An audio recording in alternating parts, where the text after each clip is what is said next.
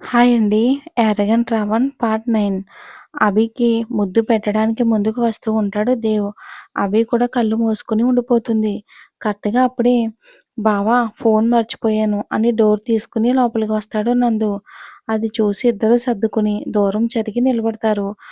కానీ అక్కడ విషయం నందు చూపు దాటిపోలేదు. ఇద్దరూ కూడా ఒకరినొకరు చూసుకోవడానికి ఇబ్బంది పడతారు. వాళ్ళ ఇబ్బందిని గమనించి ఏంట్రా అభి ఫైల్ కరెక్షన్ అయిపోయాయిగా అని అడుగుతాడు. "హా! అన్నయ్య అయిపోయింది. మళ్ళీ ఒకసారి చూస్తాను" అని కంగారుగా చెప్పి బయటికి వెళ్ళిపోతుంది అభి. ఇటు దేవ్ కూడా సైలెంట్‌గా వెళ్ళి చైల్డ్‌లో కౌలబడతాడు. అసలేం జరుగుతుంది? అభి దగ్గరగా ఉంటే ఎందుకో కంట్రోల్ ఉండట్లేదు నాకు. నా వెనక ఎంతోమంది పడ్డారు. ఎవరిని కూడా అసలు జస్ట్ షేక్ హ్యాండ్ కూడా ఇవ్వలేదు నేను. దగ్గరికి కూడా రానివ్వలేదు. మరి అలాంటిది ఎందుకు? దానికి రోజు రోజుకి ఎందుకు దగ్గరవుతున్నాను? అసలేం జరుగుతుంది నాకు అని ఆలోచిస్తూ ఉంటాడు. అప్పుడే "హలో బావగారు ఏం జరుగుతుందిక్కడ? మా చెల్లి ఎందుకు అంత కంగారుగా వెళ్ళిపోయింది?" "నందు చెప్పింది కదరా! ఫైల్ మళ్ళీ చెక్ చేస్తానని. నన్నడుగుతావే?" అని అంటాడు. దేవ్ ఫైల్‌లో నుంచి తల ఎత్తకుండా, "ఓ అవునా! సరేలే కానీ నాకు చెప్పకపోయినా నువ్వు నీ మనసుని అడిగి తెలుసుకో. తర్వాత నువ్వే నాకు చెప్తావు బావా" అని నవ్వి ఫోన్ తీసుకొని వెళ్ళిపోవడానికి వెనక్కి తిరుగుతాడు. "ఆ బావా చెప్పడం మర్చిపోయా.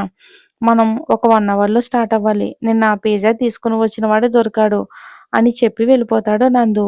నందు వెళ్ళిన తర్వాత దేవ్ తనలో తను ఇలా అసలు ఏం చేస్తున్నావు? నువ్వు కనీసం నీకు తెలుస్తుందా? దాన్ని ఎలా పట్టుకోవడం ఏంటి? ఏం చేయమంటావు? అని అడగడం ఏంటి? దాని కళ్ళల్లోకి చూస్తూ అన్నీ మర్చిపోయి ముద్దు పెట్టడానికి ట్రై చేయడం ఏంటి? ఏంట్రా అసలు నువ్వేం చేస్తున్నావు? నీకు తెలియటం లేదా? అసలు ఏ అమ్మాయితో కనీసం మాట్లాడని నువ్వు తనతో ఎందుకు ఇలా చేస్తున్నావు? నో! నో! దీనికి చాలా దూరంగా ఉండాలి అనుకుని వెనక్కి వాళ్ళి కళ్ళు మూసుకొని ఉండిపోతాడు దేవ్. రూమ్‌కి వెళ్ళిన నందు నవ్వుకొని, "బావా నువ్వు కూడా మారుతున్నావని నీకు తెలియడం లేదు. చూసే వాళ్ళకి బాగా తెలుస్తుంది. ఐస్ క్రీమ్ తిన్నావు, జోక్స్ వేస్తున్నావు, నవ్వుతూ మాట్లాడుతున్నావు. బావగారిలో చాలా మార్పొచ్చింది" అని నందు అనుకున్నాడు. "కానీ నీకు అర్థం కావట్లేదు. తొందరలోనే తెలుసుకుంటావులే. నా చెల్లి లైఫ్ లాంగ్ నాతోనే ఉంటుంది. అది నాకు చాలా హ్యాపీ" అనుకుంటాడు. దేవ్ క్యాబిన్ నుండి కంగారుగా బయటికి వచ్చిన అభి తన సీట్‌లో కూర్చొని అక్కడ వాటర్ తీసుకొని గడగడ తాగేసి తన గుండె వేగం తగ్గించుకుంటూ ఇలా అనుకుంటుంది. "అమ్మో! నీకు నోరు అస్సలు అదుపులో ఉండదా? ఎవరిని కనీసం కదపని నువ్వు ఆయన్ని అనడం ఎందుకు? ఇప్పుడు ఇక హార్ట్ డిసీజెస్ ఉన్న దానిలా హార్ట్ పట్టుకొని కూర్చోవడం ఎందుకే? సార్ నా మీద చెయ్యి వేస్తే నేను ఎందుకు మాట్లాడడం లేదు? ఎందుకు నాకు నోట్లో నుంచి మాట రావట్లేదు? ఆయన కౌగిట్లో నాకెందుకు అంత సెక్యూర్ ఫీలింగు? ఛీ! నేనేంటి అసలు ఇలా ఆలోచిస్తున్నాను? సార్‌కి వీలైనంత వరకు దూరంగా ఉండాలి అనుకుని తను కూడా పనిలో పడిపోతుంది. అక్కడ చూస్తే దేవల, ఇక్కడ చూస్తే తినిలా. ఆద్య అసలు అభిని చూసే సిట్యుయేషన్‌లో లేదు. అసలు అభికి ఏమవుతుంది? ఎవరు చేస్తున్నారు? అని ఇలానే ఆలోచిస్తూ ఉంటుంది ఆద్య. ఆద్య ఫోన్ కట్ చేసిన వెంటనే వేరే వాళ్ళకి కాల్ చేసి, "అసలు నేను మీకు చెప్పిన పని డైరెక్ట్‌గా చేయటం చేత కాదా? మీ వల్ల కుదరదు అంటే చెప్పండి. నేనే వేరే వాళ్ళని హైర్ చేసుకుంటాను. అసలు ముందు ఆ సేవ్ చేసిన వాళ్ళ డీటెయిల్స్ తెలుసుకో" అని కాల్ కట్ చేసి చేతిలో అభి ఫోటోను పట్టుకుని, "నీకేం జరగనివ్వనురా. ఈ తాతయ్య ఉన్నంత వరకు నేను నిన్ను కాపాడుకుంటాను. మీ నాన్న విషయంలో నేను చేసిన తప్పే వాడిని నాకు దూరం చేసింది. అందుకే నాకు కష్టమైనా నేను బాధపడి నిన్ను బాధపెడుతున్నానురా. నిన్ను దూరంగా ఉంచి ఒకసారి వాళ్ళెవరో తెలుసుకొని వాడి లెక్కలు తేల్చాక నిన్నింటికి తీసుకొని వచ్చి మహారాణిలా చూసుకుంటానురా" అని ఫోటోకి ముద్దు పెట్టుకుని లోపల దాసుకుంటారు ఫోటోని. మీకిప్పుడు అర్థమైందనుకుంటా. అభికి మంచి చేసే వ్యక్తి సెక్యూరిటీ పెట్టింది ఎవరో కాదు రుద్ర గారు. అది కూడా వాళ్ళ తాతయ్యే కదా! ఆఫీస్ నుండి స్టార్ట్ అయ్యి సిటీకి దూరంగా ఒక ప్లేస్‌కి చేరుకుంటారు దేవ్ ఇంకా నందు. సిటీకి అది దూరంగా ఉంటుంది. ఆ ఇల్లు నందు స్పెషల్ కేసెస్‌ని అక్కడే డీల్ చేస్తూ ఉంటాడన్నమాట. ఎవ్వరికీ తెలీదది. లోపల ఏం జరుగుతుంది అని బయటకు కూడా తెలీదు. చుట్టుపక్కల ఇల్లు కూడా పెద్దగా ఏమీ ఉండవు. ఆ ఇంటి లోపల ఇద్దరు వ్యక్తులు ఒక రూమ్ డోర్ బయట నుంచుని నందు కోసం ఎదురు చూస్తూ ఉంటారు. దేవ్, నందు ఇద్దరు కారు దిగి లోపలికి వస్తారు. వాళ్ళని చూసి వాళ్ళల్లో ఒకడు, మన సార్ కన్నా హ్యాండ్సమ్‌గా ఉన్నాడు.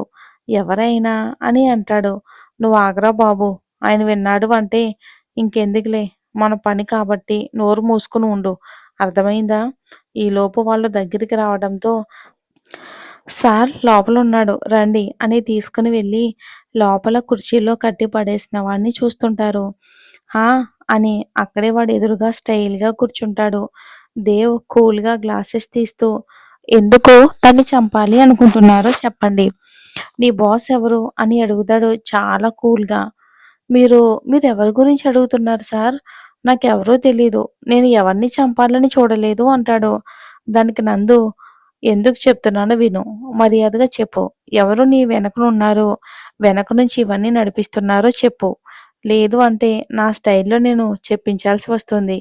తర్వాత నీ ఇష్టం అంటాడు నందు. అయినా వాడు నోరు తెరవకుండా ఉండేసరికి నందు కోపం తన స్టైలైన పోలీస్ స్టైల్‌లో ఇరగదీస్తాడు. అప్పుడు నోరు తెరుస్తాడు రౌడీ. సార్, నిజంగా వెనక ఎవరున్నారో నాకు తెలీదు సార్. నాకు కాల్ చేసి నీకొక ప్యాకెట్ పంపిస్తున్నాను. అది కలిసి ఎలా అయినా సరే ఆ అమ్మాయిని ఫినిష్ చేయమన్నారు సార్. ఇంతకు మించి నాకేమీ తెలీదు. నన్ను వదిలేయండి సార్ అని అంటాడు. వాడు చెప్తున్నంతసేపు దేవ్ పంటి బిగువున కోపాన్ని కంట్రోల్ చేసుకుంటూ వాడి కళ్ళల్లోకి సూటిగా చూస్తుంటాడు. నందు, నిజం చెప్పు. ఎవడు వాడు? అసలు ఎందుకు తన్ని చంపాలి అనుకుంటున్నాడో చెప్పు అని మళ్ళీ ఒకసారి కోటింగ్ ఇస్తాడు. అయినా కూడా వాడు, నిజం సార్ నిజం. నాకింతకు మించి ఏమీ తెలీదు అంటాడు ఆ రౌడీ. ఇంకా దేవులో ఓపిక నశించి విసురుగా లేచి పక్కనే ఉన్న కర్ర తీసుకుని పిచ్చి కుక్కని కొట్టినట్లు కొడుతూ ఉంటే, ఇందాక హ్యాండ్సమ్‌గా ఉన్నాడు అన్న వాళ్ళ మొహాలకి చెమటలు పట్టి తుడుచుకుంటూ, బాబోయ్! ఈయనకన్నా మన సారే బెస్ట్. ఇలా ఉన్నాడేంట్రా బాబు అని అనుకుంటారు.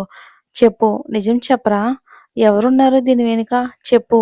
అయినా ఈ చేతులతోనేగా నా అభిని చంపాలని చూసావు అని హ్యాండ్ బెండ్ చేసి వెనక్కి విరిచాడు. ఇలా కొడితే చస్తాడు అని నందు దేవుని వెనక్కి లాగి, చెప్పరా లేకపోతే నిజంగానే చచ్చిపోతావు వాడి చేతిలో చెప్పు అంటాడు నందు. వాడు అతి కష్టం మీదుగా, ఎవరో తెలీదు సార్. కానీ ఆ అమ్మాయి చాలా ప్రమాదంలో ఉంది. మా బాస్‌కి తెలుసు ఆయనెవరో. నేనెప్పుడూ చూడలేదు కానీ ఆయన ఎవరితోనో చెప్తూ ఉంటే ఇలా విన్నాను సార్. తన కోసం 15 సంవత్సరాలుగా వెతికి పట్టుకుని చంపాలి అని. ఇక వెతికి 2 సంవత్సరాల ముందే తెలుసుకుని అప్పటినుంచి ట్రై చేస్తున్నాడు. కానీ తన్ని ప్రతిసారి కాపాడుతూ వచ్చారు వాళ్ళ తాతగారు. కానీ ఇప్పుడు ఆయన చెయ్యి కూడా దాటిపోతుంది సార్. ఆ అమ్మాయిని మాత్రం అంత తేలిగ్గా వదలరు సార్ అని స్పృహ కోల్పోతాడు ఆ రౌడీ. ఇంకా వాడిని వాళ్ళకి అప్పజెప్పి మళ్ళీ ఆఫీస్‌కి స్టార్ట్ అవుతారు ఇద్దరు. ఇక్కడ బాస్‌కి తన మనిషి దొరికిపోయాడు అని చెప్తాడు. బాస్ హైర్ చేసుకున్నవాడు. దాంతో బాస్ కోపంతో రగిలిపోతూ ఉంటాడు. అసలు ఎందుకు చంపాలి అనుకుంటున్నారో వచ్చే ఎపిసోడ్‌లో చూద్దాం.